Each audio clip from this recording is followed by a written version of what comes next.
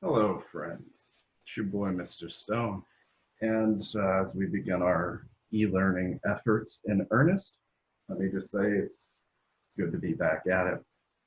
Let's start with outlining what we plan on doing today. You see, I've built this contraption. I first built one of these when I was back in the 500 hall downstairs, far away from any of the other science teachers other than Mr. Thompson, who doesn't count. And there was a day where I was teaching, same thing we're teaching now, but I did not have this necessary measuring instrument to show the class. Being resourceful, I slapped one together. I took a ring stand, some kite string, and a bar magnet, and secured them all together. What was it that I'd constructed? What did it measure? And what does it prove? It's a compass. You see, the ancients, I believe ancient Greeks and ancient Chinese, uh, people used lodestone, which is a rock that contains iron and has natural magnetic properties as soon as you pull it out of the ground.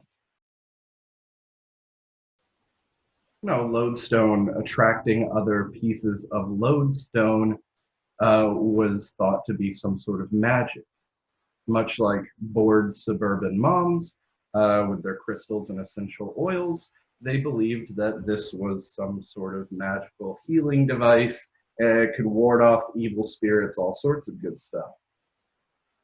But the first real practical use of lodestone would be to take a little sliver of it and place it on top of a leaf floating in water. And what they realized is that it would always turn and torque that leaf until that leaf pointed north. Thus, they had created the compass. Let's start to take some notes about this new exciting subject of magnetism.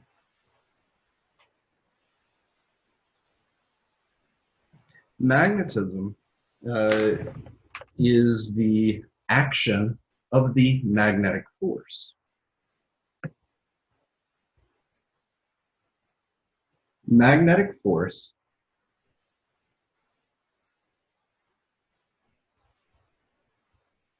is a field force. Remember, field forces are one that can act over a distance.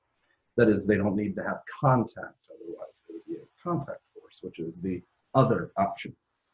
But it is a field force of attraction or, I guess, and or repulsion between magnetic poles. Of course, poles come in two types, north and south. These are named because of that whole lodestone discovery, because the lodestone would point to the north pole of the earth. We call that end of the magnet, or that end of the piece of lodestone, as it were, the north pole of that magnet. The other end, which would be pointed away, must be the south pole.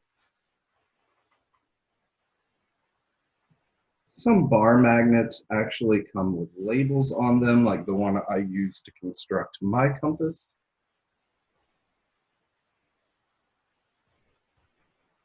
So it has a clearly labeled north end and a clearly labeled south end. Just like with electrical poles, that is opposite charges, opposite poles will attract,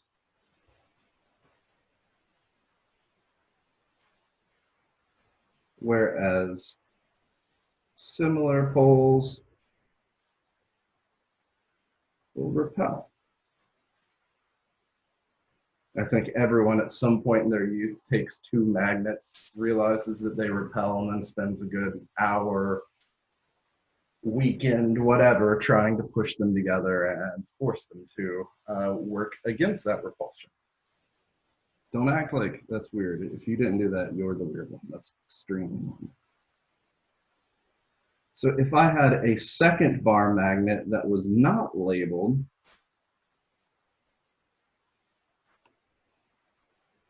but I find where the poles are just by trial and error. Let's say that I bring it near to this one and they pull together. What does that make this mysterious pole? Well, if it's attracted to a north, it must be the opposite of north, which is a magnetic south.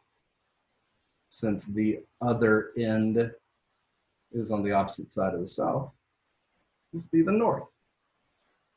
Simple as that. If I had a bar magnet that was labeled and another one that was mysterious, and I observe that when I bring the poles near to each other, they repel. And of course, if this is a north, this would have to be a south. Bruh moment here. As you can see, I just made a mistake in the video. If it's going to repel a north, it's got to be a north, not a south. South, the opposite end would therefore be a north.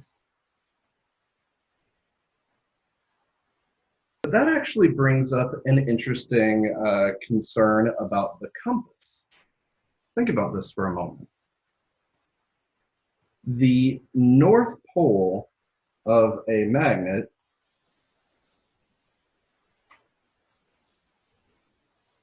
such as the one I use to build my compass,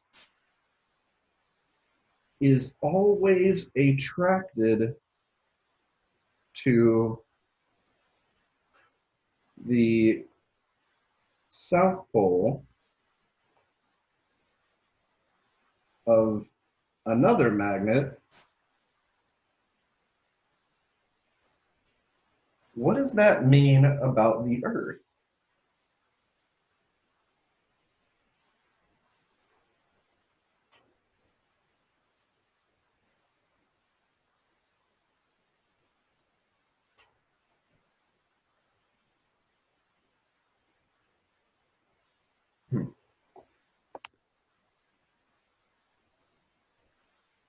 Well, you might or might not realize this, but Earth has a geographic North Pole, slightly tilted from the sun's straight up and down North Pole. That's what we call axial tilt, and that's the reason we have seasons. And then we have a South Pole on the opposite side, and more or less, these are the points around which the Earth rotates. The middle of the Earth would be the equator. Here we've got some Canada, New York, Florida, South America there, Europe, Africa. There we go. So here we have the Earth. What a sweet Earth, you might say. But a magnet here has its north pointing toward the Earth's north. North pole of a magnet can't be attracted by the north pole of a magnet. So what does that make the Earth's north pole? If you haven't figured it out by now, I'm worried. The Earth's geographic north is our magnetic south. It's actually very slightly tilted from our north pole. And then our magnetic north pole is actually in Antarctica. Remember that the Arctic Circle is named for the fact that there are polar bears, and the Antarctic literally means not bear having. So down here where there are penguins instead of polar bears, we have the Earth's magnetic north, which attracts the south end of this compass. This compass's north end is attracted to Santa's workshop at the magnetic south, where there are polar bears. If you took a string of compasses and lined them up all the way up the lines of longitude, you would get this pattern. That's not surprising. But what that shows you is if you connect them like dots, the Earth's magnetic field makes this interesting double horseshoe, actually more of a torus shape, called a nephroid. But this is the magnetic field around the Earth. Typically, and this is by convention, remember conventions are useful but arbitrary. We draw them in the way they make our compasses point. So our north would point, the magnetic north here would make a compass point away, and the magnetic south up at the top of the Earth would make a compass point toward it. In other words, by convention, magnetic fields are always drawn in the direction they would act on a magnetic north pole, or in what direction a compass would point. A really common kind of physics problem is to show a bar magnet surrounded by blank compasses. All you need to do in order to solve what direction they would be pointed in is to look at the labels of the poles, and then as you can see in this picture, any norths should point toward the magnetic south. So all of your compasses should be pointing toward the magnetic south of the bar magnet and away from the magnetic north of the bar magnet. We redraw one of my bar magnets from a moment ago. Here's a north, here's a south. The lines of force would push a magnetic north away, and then it would be pulled toward the south. And it wouldn't matter whether you were above, below, or off to the side. You can imagine that these also go out of the plane of the paper, like up toward me. For a horseshoe magnet, really wish I'd brought some horseshoe magnets from my stock room at school, but here I am roughing it at home. You know, the sacrifices we're all making to stop the spread of the coronavirus. But between the poles of a horseshoe magnet, we loop around like this, from north to south in an arc. Now, just like with electric field diagrams, do not forget that in these diagrams, the spacing between our lines of force is indicative of the strength of the force. In other words, where the lines are closer together, the pull is more powerful.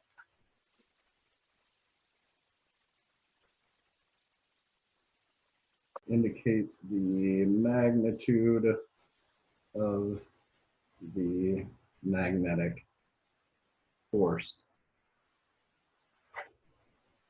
So as you get farther away, just like gravity, just like most field forces, as you get farther away from the force, it gets weaker. What does that look like in our diagrams? As you get farther away from the poles, the distance between these vectors is increased. One of the most common kinds of magnets that you almost certainly have dozens of in your house is a circular or puck-shaped uh, refrigerator magnet. They're typically made out of cheap ceramic metal alloys, and they have two faces. Usually those are the magnetic poles.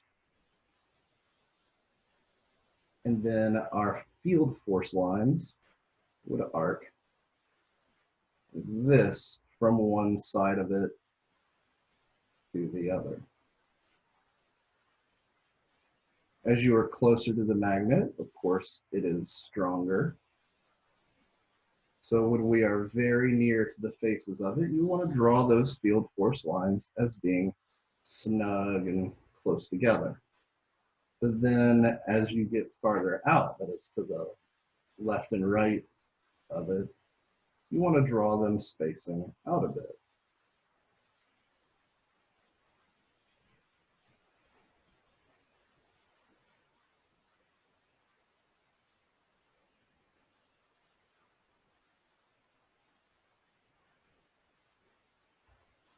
And of course, since all the lines appear to be going outward from here, that makes this space of my refrigerator magnet the magnetic north, and this space the magnetic south.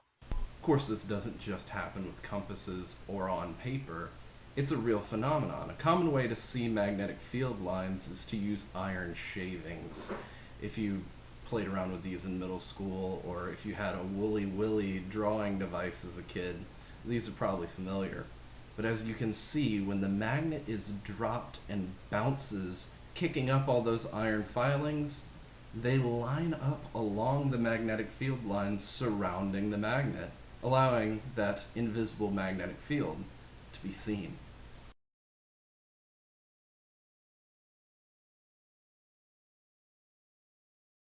So you always draw your field lines going from north to south. Again, from north to south, which the only time that'll ever be weird or hard to remember is when we're talking about the Earth itself. When you're doing that, I find it's helpful to label geographic north, magnetic south, geographic south, magnetic north. It's just another good habit to get into in order to keep everything straight. What causes magnets? Or as an unlikely pair of natural philosophers once asked, we know that a compass works, but what is more interesting, why does a compass work?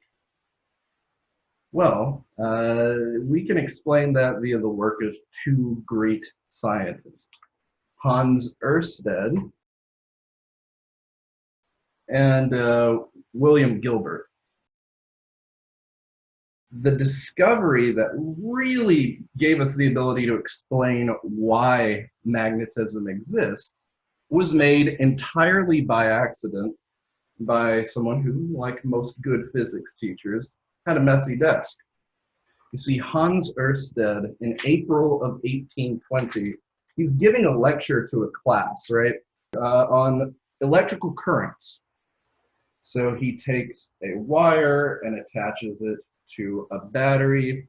The fact that there happens to be a compass on his desk has nothing to do with anything. He takes a battery, connects it to a wire, flips the switch, and as soon as there is a current through the wire, a compass on his desk jumps toward or away from, depending on how he had it hooked up, the wire. And it only works when there is a current. Has no effect on the compass at all when there is no current going through the wire. I imagine that Ørsted canceled class right there and spent the rest of the day playing with it in order to figure out what the heck was going on. What Hans Ørsted had discovered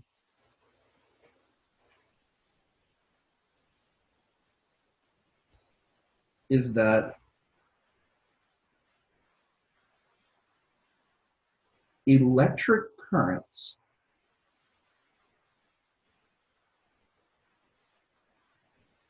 are the source of magnetic fields.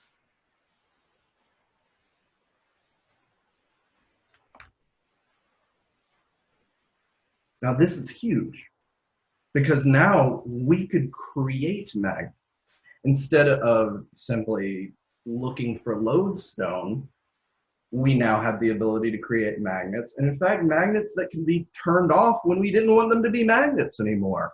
In a big way, this affected the technology that we still, and probably will until we are extinct, use.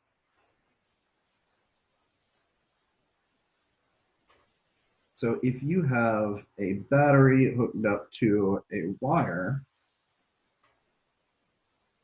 and there's a current going through it, that wire develops a magnetic field around it. That magnetic field, if you were to try and draw it, imagine these lines as like coming out of the paper and then going behind it, loop around like that. Easy way to remember the direction of one of these Ørsted fields around a wire is what is called the right-hand rule. You take your right hand and you point your thumb upward. That is the direction of the positive current through the wire.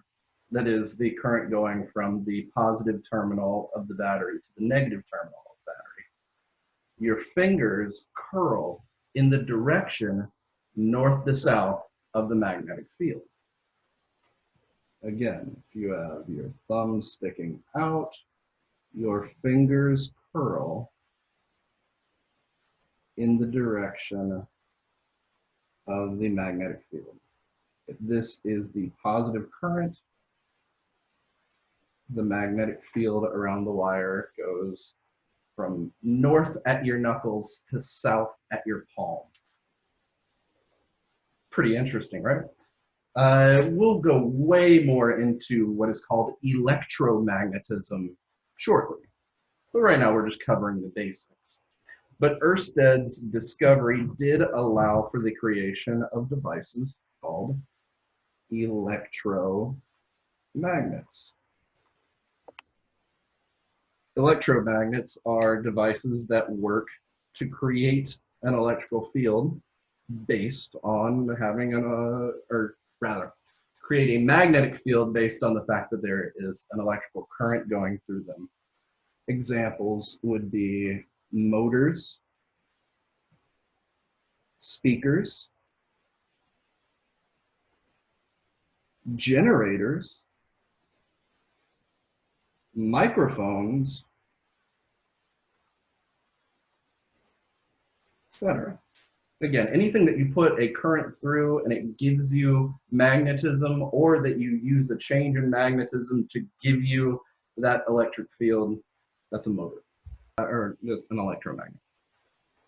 Contrast that with what we call permanent magnets, which is probably what you were thinking of when you think of magnets. Permanent magnets don't require you to put electricity through them. They're just magnets. It's a lump of stuff that has magnetic poles on it all the time. But this still has to jive with what Ørsted discovered, that electric currents cause it. So where's the moving electricity inside of a simple piece of lodestone or a compass needle? Well, if you think about it, electrical currents are just electrons moving around. Are there electrons moving around in a simple chunk of lodestone? Absolutely. There's electrons moving around in every single atom, because every single atom has a nucleus being orbited by an electron. Therefore, there's got to be a little magnetic field around every single atom in the universe. So in permanent magnets, the source of magnetic fields is the motion of electrons in their orbits. Let's say that this electron's motion causes there to be a magnetic north here and a magnetic south there. Well, I just said every atom should act like a little tiny magnet, and it does. But then why is there stuff that does not affect my compass here? For example, I bring plastic near it, nothing happens. I bring a steel nail toward it, and the magnet wants to pull on it. Why are some materials magnetic when others aren't? If everything's got electrons moving around. Well, if you remember from chemistry class, for every electron spinning this way, there should be one spinning that way. Electrons prefer to exist in pairs. Even humble hydrogen, which in its stock plasma form has only one electron, is not chemically stable until it gets another electron on it, preferably with the opposite quantum spin, which gives an oppositely oriented magnetic field. This north pulling on a neighboring pole will be canceled out by this south pushing that neighboring pole away. So most atoms have their magnetic action canceled out just because they have to have paired electrons. It turns out that in all of the periodic table, there are only 3 elements where this action does not cancel out on a massive scale. We call these the 3 ferromagnetic elements. Why ferromagnetic? Remember, the symbol for iron is Fe. That comes from the, I think it's Latin word for iron, which is ferrous material. So there are 3 ferrous magnetic elements, that is 3 things that are magnetic like iron is. Obviously, one of them is iron. The other 2 are nickel and cobalt. Any material that is magnetic must, or permanently magnetic, has to have these 3 in it. Just is what it is. So if you wanted to make a cheap refrigerator magnet, you would need to create an alloy that has 1 or more of these in it. For example, this steel has iron in it. Other magnetic alloys, if any of you are electric instrument players, most guitar and bass pickups are made out of this alloy called alnico, because it contains aluminum, nickel, and cobalt. Because it's got nickel and cobalt in it, it can be a permanent magnet, and you can use it in your electromagnet pickup. There are also other alloys like Q-knife, which is copper, nickel, and iron. That one is way more expensive, but it is really good because it expands from heat at the same rate that glass does. So then what I'm telling you must be that anything with these will be a permanent magnet. Thus, here's a nail made of steel, here's another nail made of steel, and they should, oh wait. I actually got some magnetism there. I wasn't actually expecting that, to try these. Okay, these 2 fit what I wanted to.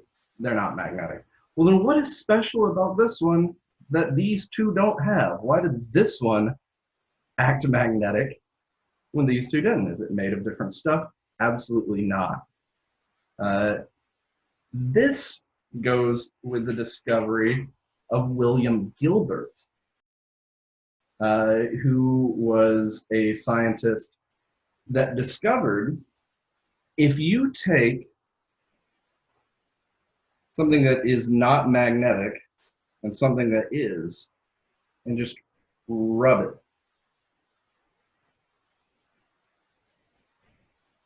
in the same direction a few times, it becomes permanently magnetized. He also discovered afterwards that if you permanently magnetize something and then heat it up, it loses its magnetic property. This is a trick that's often done, and this was on last year's AP Physics 2 exam. You can take a screwdriver, rub a magnet along it, permanently magnetize your screwdriver so that you don't drop screws when you're using it.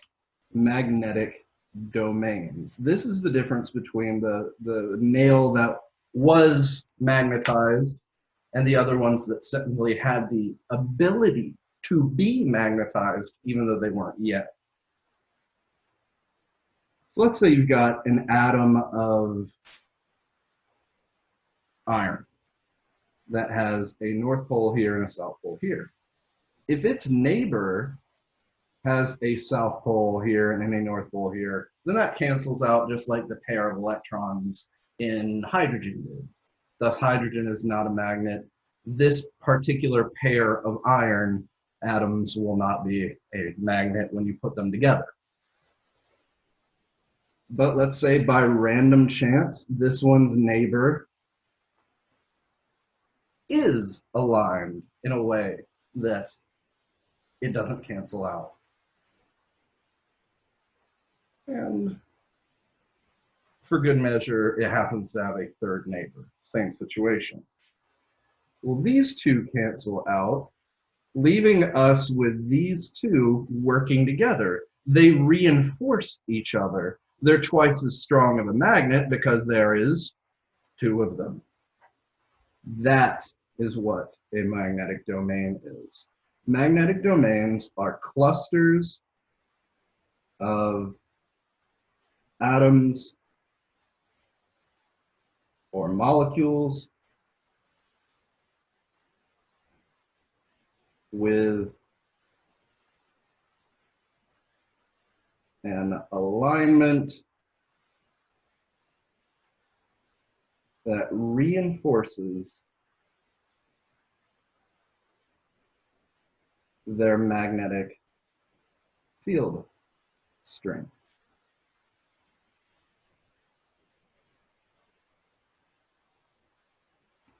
So Gilbert's discovery was that you can take non-magnetized stuff and magnetize it by rubbing it. What you were doing is you were actually taking those little clusters of atoms that may or may not have been aligned and forcing them into alignment via the action of just dragging them on into alignment. In fact, and this is really incredible, if you take an iron bar and a stethoscope, you know, the things that doctors use to listen to your heart, hold the stethoscope to the end of the iron bar and rub a strong magnet down it to magnetize the bar. You'll hear clicking through the stethoscope.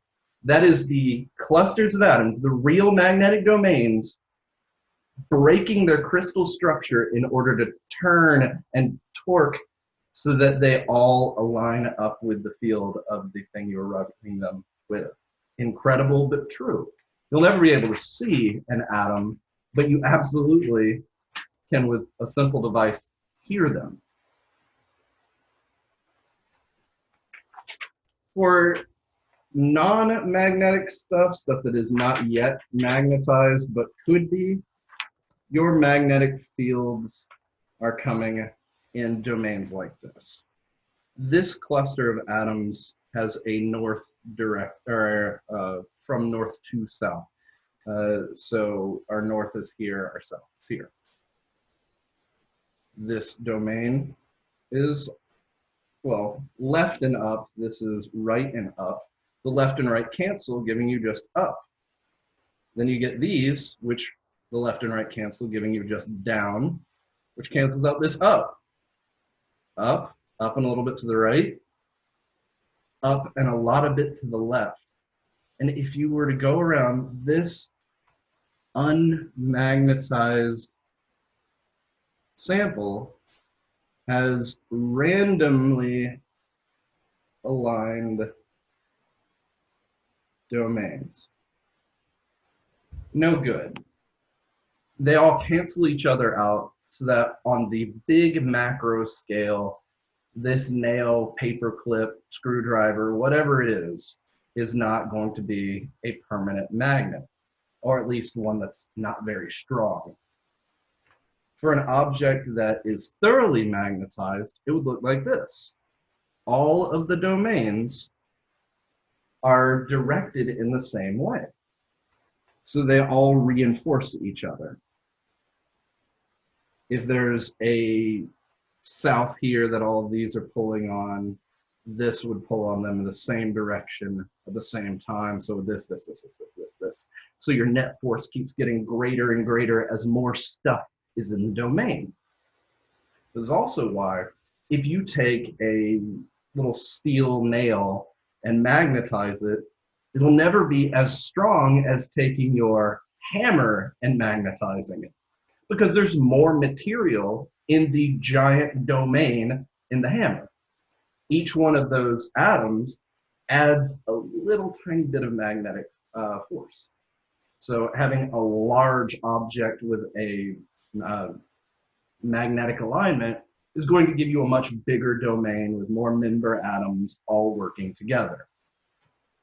Why do they work together? Because they are aligned in the same direction.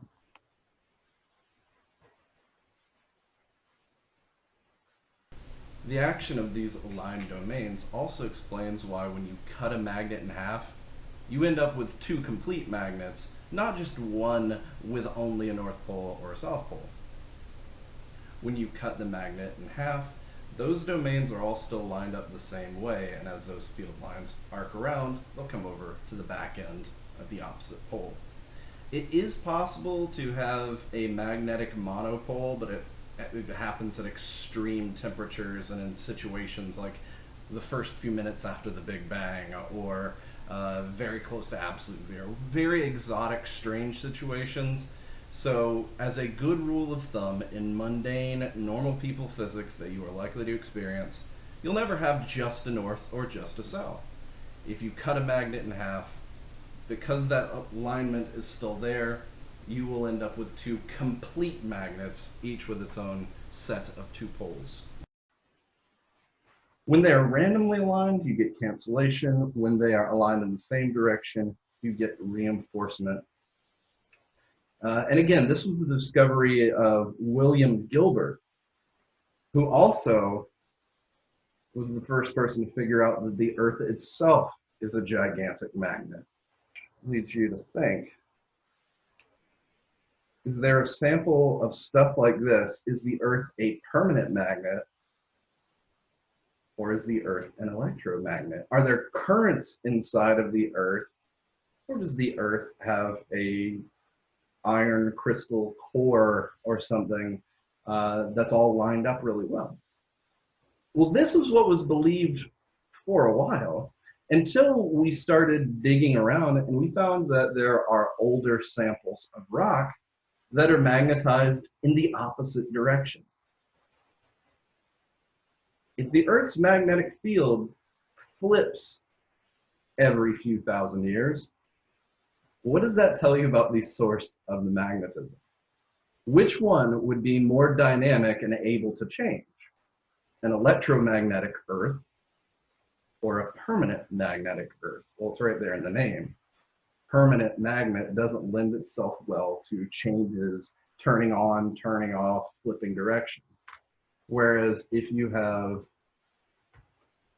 a magnet that you want to change the direction it acts, and it's an electromagnet, watch this. Pulls the north toward the east. If I take the flips and put them on the opposite sides, it'll take the north, pull it toward the west. The Earth has got to be an electromagnet if it flips. What does that mean? Where is the source of the electromagnetism in the Earth? What's the battery that powers us? Well, it turns out that the inside of the Earth is really, really hot, and there is iron that is liquid inside the Earth's outer core, sloshing around. And as the Earth spins, little domains are created as that stuff turns around, and you get little electric currents through it, creating domains. And that results in the Earth's magnetic field writ large. However, because this stuff is sloshing around and the currents are going through it, occasionally those domains from that can be twisted in the sloshing of that liquid, start pointing the other direction. If this one influences its neighbor to point backwards, and then the neighbor to point backwards, and the neighbor to point backwards, and the neighbor to point backwards, eventually the entire magnetic field will have to flip. Cool stuff. All right, with that, you should have enough information to get crack-a-lackin' on that practice sheet. So do so. Get to work.